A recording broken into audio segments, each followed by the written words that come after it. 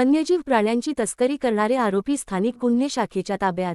भाजीपाला कॅरेटचे 8 जिवंत वन्यजीव प्राणी व पक्ष्यांची तस्करी करणारे 3 आरोपी अटकेत। नंदुरबार स्थानिक गुन्हे शाखेचे पोलीस निरीक्षक हेमंत पाटील यांना गुप्त माहिती मिळाली की मालेगाव ते गुजरात राज्यात धुळे-सुरत महामार्गाने एका लाल रंगाचे वाहन क्रमांक MH41AU2352 यामधून प्रतिबंधित असलेले पशुपक्ष्यांची वाहतूक होणार असून सदर वाहन हे विसरवाडी हद्दीतून जाणार आहे।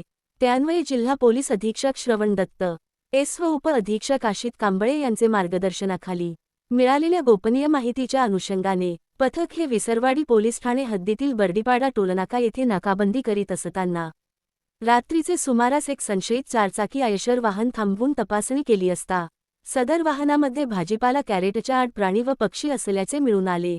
सदर वाहन चालक व इतर 2 इसमांची चौकशी केली असता त्यांनी त्यांची नावे शहजाद अहमद अतिक अहमद वय 47 वर्षे राहणार अब्दुल नगर मालेगाव, मोमीन मोहम्मद मोईन सामसउल हक वय 32 वर्षे राहणार मालेगाव, शेख सोहेल शेख अफजल कुरेशी वय 24 वर्षे राहणार गुलाब पार्क मालेगाव जी नाशिक असे सांगितले। त्यांना विश्वासात घेऊन विचारपूस करता त्यांना मालेगाव येथील काही व्यक्तींनी वन्यजीव प्राणी व पक्षी गुजरात राज्यातील वडोदरा येथे वाहतूक करण्यासाठी दिले होते।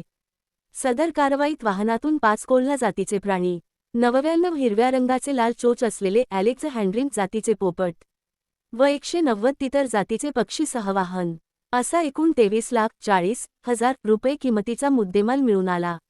वन्यप्राण्यांना वनविभागाचे ताब्यात देऊन नमूद आरोपींवर विसरवाडी पोलिसात गुन्हा दाखल करण्यात आला आहे। नमूद कारवाई स्थानिक गुन्हे शाखेचे पोलीस निरीक्षक हेमंत पाटील, पोलीस उपनिरीक्षक मुकेश पवार, विकास गुंजाळ, असई राकेश वसावे, पोहेको दिनेश चित्ते, विशाल नागरे, मनोज नाईक, सचिन वसावे, जेतू पाडवी, पोनक जितेंद्र तोरवणे, पोको